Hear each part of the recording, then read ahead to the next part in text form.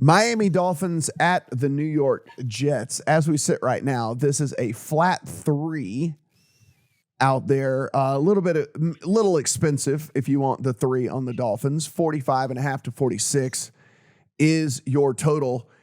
This was a big bet for me this week. It is one of the bigger bets I've made here in 2022 on the Dolphins at 3. This was looking 5.5 or 6 when it was Tua. We come out, and when it looked like it was Tua and Flacco, it comes out that it's going to be Bridgewater and Wilson, and this thing plummets 3 points all the way down to Dolphins at 3.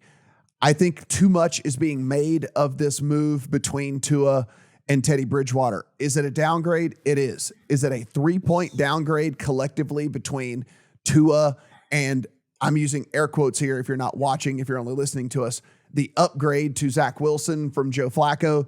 The answer to me is absolutely not. Massive over adjustment here. Zach Wilson looked horrible through 3 quarters. And yes, he got it together in the 4th quarter and they ended up winning the game. He looked terrible through 3 quarters. We don't have a ton of sample size on Zach Wilson, but the majority of the sample size we do has been him being terrible, right? And so I think this is a big overcorrection here from the move off of Tua. It is still Teddy Bridgewater who's able to get the ball to 2 of the best playmakers in space and let them do their thing against a defense that is bad, just like we thought that they were going to be bad, especially against the pass. For me, this was just a slam dunk play on the Dolphins this week. I absolutely love it and would still play it even at the expensive 3. I would still make the case for this Dolphins team over and over and over again. Damn straight, Matt. Damn straight. Read my mind completely. Also my favorite bet this week. Complete overreaction to bump this all the way down to 3 to go from Tua to Teddy Bridgewater. How quickly we forget what Teddy Bridgewater was last year with the Denver Broncos. Top 10 in EPA and CPOE blend. In fact, only Burrow, Rodgers, and Kyler had a better completion percentage over expectation among quarterbacks with at least 500 attempts last year.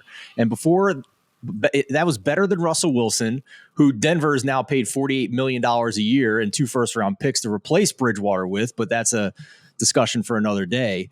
This move from Tua to Bridgewater, I don't think is a downgrade whatsoever. I mean, this offense we have all basically concluded is a product of Mike McDaniel and his impressive scheme and having 2 elite speed wide receivers on the outside with Tyreek Hill and Jalen Waddle to work with. So this is not a situation where I see a 3-point downgrade because of the quarterback, and I am going to continue to bet against Zach Wilson until he shows me he can do something. If you missed it last week, we reminded you that he was 44th among quarterbacks in completion percentage over expectation. He was right in that tier with Mike Glennon, as Adam mentioned last week. So until he shows it to me, I will happily continue to bet against him.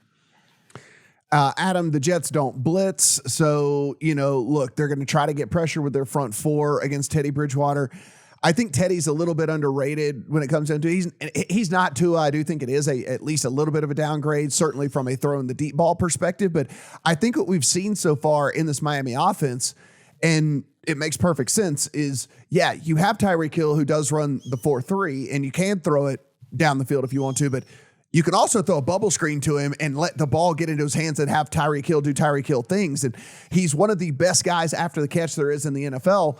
Him and Deebo Samuel probably right there together. And this has created a really, really good offense for Miami. And so you're basically just asking Bridgewater to get it into these playmakers' hands somewhere around the line of scrimmage, let them do their thing against one of the worst defenses in the NFL. So I don't know. It was shocking to me to get this number. What am I missing?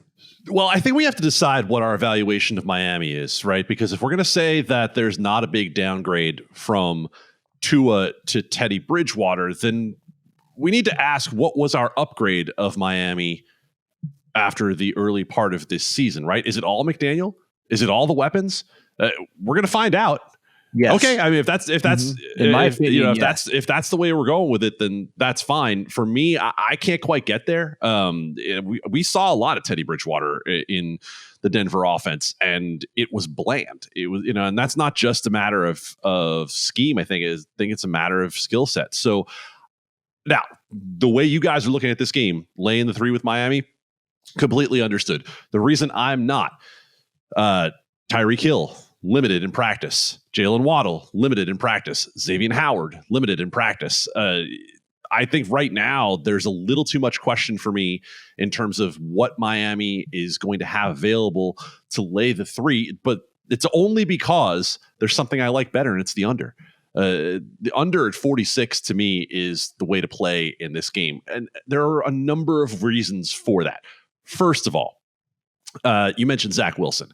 And Zach Wilson has been terrible. I think some people could be fooled by what we saw last week. But if you look at Pro Football Focus measure of how quarterbacks perform under pressure, if you go back to last year and the sample size we had from Zach Wilson, when under pressure, Zach Wilson had a completion percentage of 29%.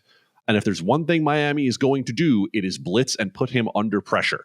So I don't think the Jets are going to be successful at moving the football in this game. On the other side of this, I think this is a bit of a calculated play for Miami. So you have a bad opponent this week in the Jets, and then you look ahead to next week and you see the Minnesota Vikings.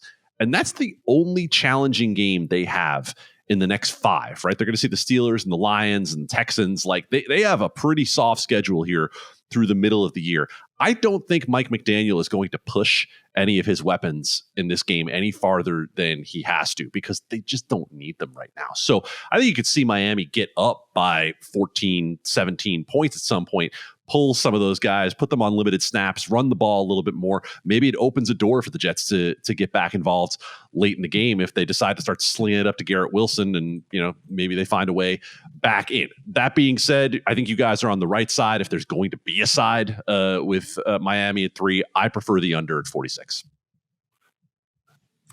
One thing I will say, it does look like Raheem Mostert has started to kind of separate himself a little bit as the lead back there for Miami. His rush attempts is only listed at 14.5 right now in this game. If we do believe that Miami has success, and we do believe that there will be some salting away of the clock later on, that is a correlated play, obviously, in Mostert getting over the 14.5 touches. So just something to think about there as well. But yeah, for me, Adam, you said it. I mean, like, it's just, we can't overrate what we saw last week out of Zach Wilson against the Steelers, where I think certainly us, of our age, we look at the Steelers, we've always just thought of the Steelers as having at least a pretty top tier defense, right?